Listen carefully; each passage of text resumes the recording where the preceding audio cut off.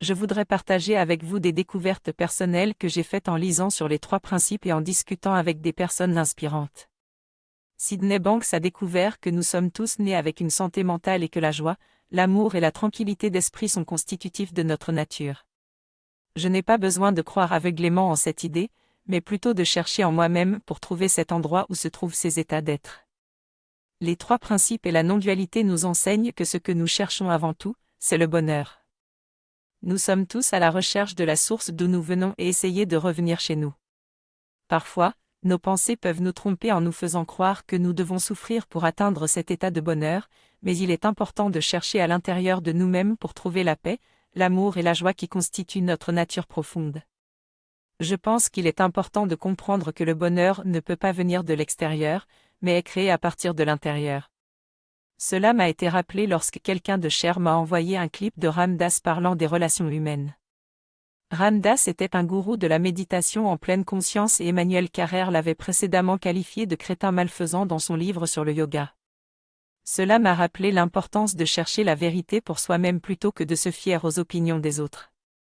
La lecture et la recherche ont toujours été importantes pour moi, mais maintenant que je comprends les 3 principes, je sais que la réalité est créée de l'intérieur. Dans ce passage, l'auteur raconte son expérience avec Emmanuel Carrère, dont le livre explore la question de la spiritualité et de l'esthétique.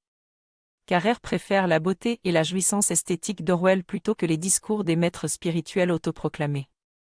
L'auteur pense que Carrère vit dans la réalité de ses pensées et non dans la réalité du monde, faisant ainsi référence aux 3 principes. Cette expérience lui rappelle sa rencontre avec Michel Onfray, qui avait créé une université populaire en réaction à la présence de Jean-Marie Le Pen au deuxième tour de la présidentielle de 2002. Pendant le tournage de son premier film avec Onfray, l'auteur l'avait emmené à Giel et l'avait questionné sur son rapport aux enfants et la raison pour laquelle il ne souhaitait pas en avoir.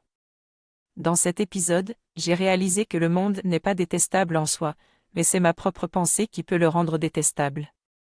En effet, j'ai compris que nous créons notre propre réalité avec notre pensée, ainsi si je pense que le monde est détestable, je vais faire l'expérience d'un monde détestable.